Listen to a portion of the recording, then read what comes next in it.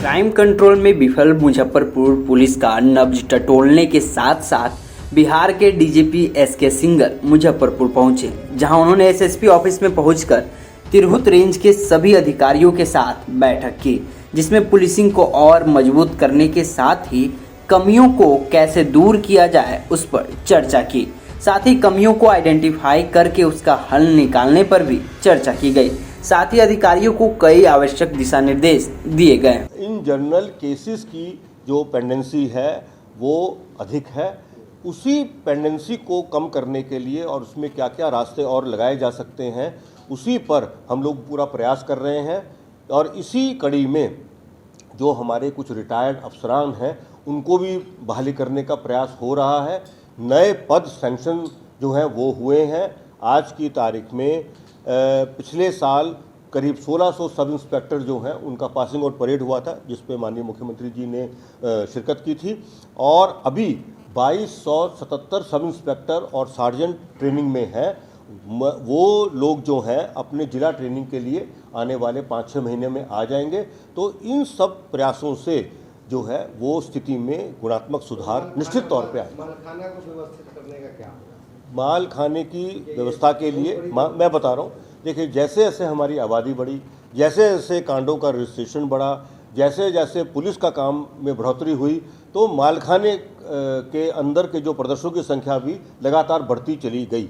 और जो पुरानी हमारे अरेंजमेंट है उसमें मालखाने की जो जगह है वो बहुत सीमित है। तो अब हम लोग कोशिश ये कर रहे हैं कि इस समस्या के निराकरण के लिए किस तरह से रास्ते निकाले जाएं। नए थानों में जगह बढ़ा दी गई है और जो एक कंसेप्ट ये भी है कि हम किस तरह से जो सेंट्रलाइज्ड मालखाना है उसकी कुछ व्यवस्था करें, जिसके अंदर जगह काफ़ी ज़्यादा रहे और प्रदर्शनों का जो रखरखाव है वो भी अच्छे से हो सके और सेफ्टी भी बरकरार रह सके। सर, देश विरोधी गतिविधि को लेकर लगातार छापामारी एनआईए के द्वारा जारी है, तो पुलिस इसको लेकर कितना सतर्क है?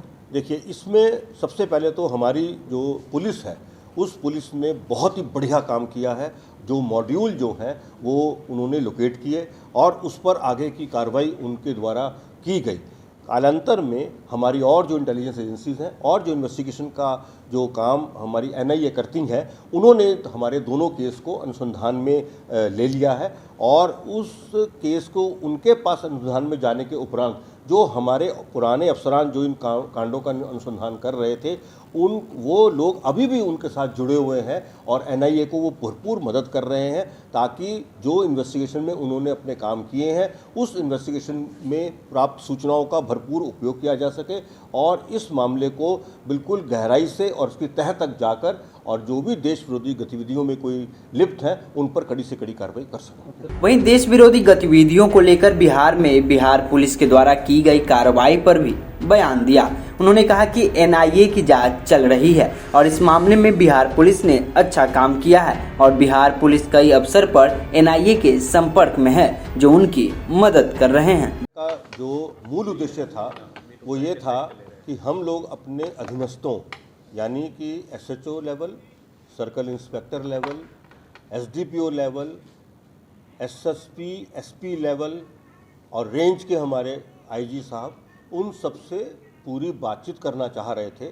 और बातचीत करने का जो उद्देश्य था वो ये था कि हम पुलिसिंग अच्छे से अच्छी और कैसे कर सकें, जो कमियां हैं पुलिसिंग में उसको आइडेंटिफाई करके उसका हल निकालें, और उसके अलावे जो हमारी सरकार की अपेक्षा है और जो नागरिकों की अपेक्षा है उसको हर कीमत पर किस ढंग से जो है उसको उसकी भरपाई करें, उनकी अपेक्षाओं को पूरा करें, इस पर व्यापक चर्चा हुई। और इसमें कई तरह की चीज़ों पर आइडेंटिफिकेशन किया गया कि हमारी जहाँ जहाँ कुछ कमी है उन कमियों को दूर कैसे किया जाएगा और कैसे करना है, उसके लिए पूरी बातचीत हुई, उसके लिए डायरेक्शंस इशू हुए और उसके लिए टाइमलाइंस भी दे दी गई हैं कि इतनी टाइमलाइंस के अंदर हमें स्थिति में ड्रामेटिक इम्प्रूवमेंट हर हालत में करना है। सर, कई मुंशी यहाँ जिले में जमे, उसको लेकर क्या पूछा? देखिए, जो ट्रांसफ़र पॉलिसी है वो ट्रांसफ़र पॉलिसी जो है वो अब हमारे बिहार पुलिस एक्ट 2007 में जो अमेंडमेंट किया है, उस अमेंडमेंट के फलस्वरूप अब वो नई पॉलिसी बन गई है। उस पर पुलिस मुख्यालय का काम लगातार चल रहा है और उस काम को जो है हम लोग जल्द से जल्द पूरा करके और फिर जो लोग जिनका अपना जिला की अवधि, रेंज की अवधि और जो इकाइयों की अवधि वगैरह जिनकी पूर्ण हो गई है, उनको हम स्थानांतरण कर देंगे। अहम सवाल है सर, काफी कम संख्या में पुलिस है और पुलिस पर इसके कारण अतिरिक्त लोड है। 150-200 केस एक आईओ के पास है, इसके लिए क्या समझा?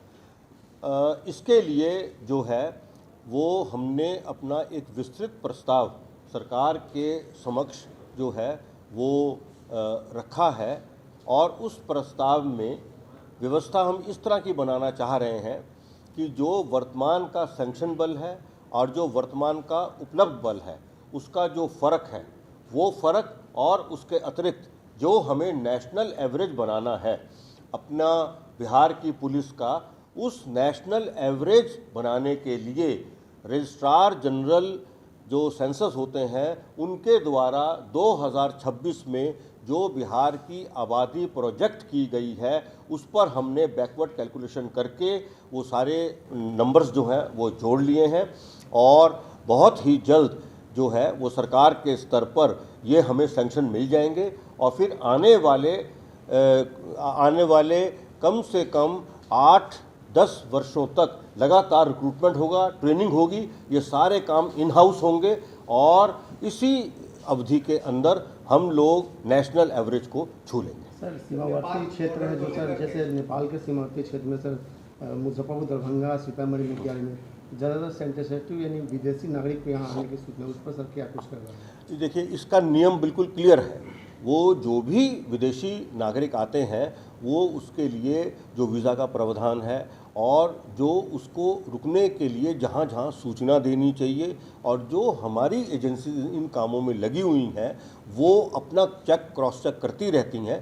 तो इस सब व्यवस्था के रहते हुए मेरे हिसाब से कहीं कोई परेशानी आनी नहीं चाहिए, लेकिन फिर भी अगर कोई छुप छुपाकर आने की कोशिश करेगा या किसी ने पहले भी प्रयास किए होंगे तो उसमें पहले भी लोग पकड़े गए हैं और आगे भी पकड़े जाते रहेंगे। 112 नंबर की गाड़ी ड्राइवर भरोसे चल रहा है नहीं, 112 की जो हमारी मैं बता रहा हूँ, ERSS जो है उसका फेज़ 1 का ये जो प्रोजेक्ट है इसको पूर्ण किया गया है। इसमें हमने अभी 400 गाड़ियाँ जो हैं वो खरीद कर और उनको रेट्रोफिट करके लगाई हैं। इन 400 गाड़ियों में अभी जो कवरेज है वो पटना ज़िला की पूर्ण है और बाकी सारे जो ज़िले हैं उनके अर्बन एरियाज़ में गाड़ियाँ जो हैं वो लगाई गई हैं। हर गाड़ी में एक ड्राइवर, एक PTC पास या अफसर और 2 जवान। केवल ड्राइवर दिख रहे हैं सर? नहीं, वो क्यों आपको दिखा वो हम लोग चीज़ को भी देख लेंगे, क्योंकि इन सब गाड़ियों की जो मॉनिटरिंग है वो सेंट्रलाइज कंट्रोल रूम से होती है और इसके अंदर किसी प्रकार की जो कोताही की संभावना ना के बराबर है। फिर भी अगर कोई कोताही जो है वो सामने आएगी और हम लोग चेक क्रॉस चेक भी करते रहते हैं, उस पर हम बहुत सख्त कार्रवाई करेंगे। ये जो व्यवस्था है ये माननीय मुख्यमंत्री जी की परिकल्पना है, बहुत इम्पोर्टेंट प्रोजेक्ट है, इसीलिए इस पर हमारी खास नज़र है और ये एक इतना खूबसूरत सर्विस देने वाला प्रोजेक्ट है पूरी आबादी के लिए कि इसकी जितनी हम तारीफ करें उतनी कम है। मुजफ्फरपुर से बोलता बिहार के लिए अभिषेक की रिपोर्ट। इस खबर के बारे में आप क्या सोचते हैं हमें कमेंट कर जरूर बताएं। अगर आपने अभी तक हमारे चैनल को सब्सक्राइब नहीं किया है तो सब्सक्राइब कर लें और हाँ, अगर ये वीडियो फेसबुक के माध्यम से देख रहे हैं तो हमारे पेज को फॉलो करें और इस तरह की तमाम छोटी बड़ी खबर को देखने के लिए हमारे चैनल के साथ बने रहें।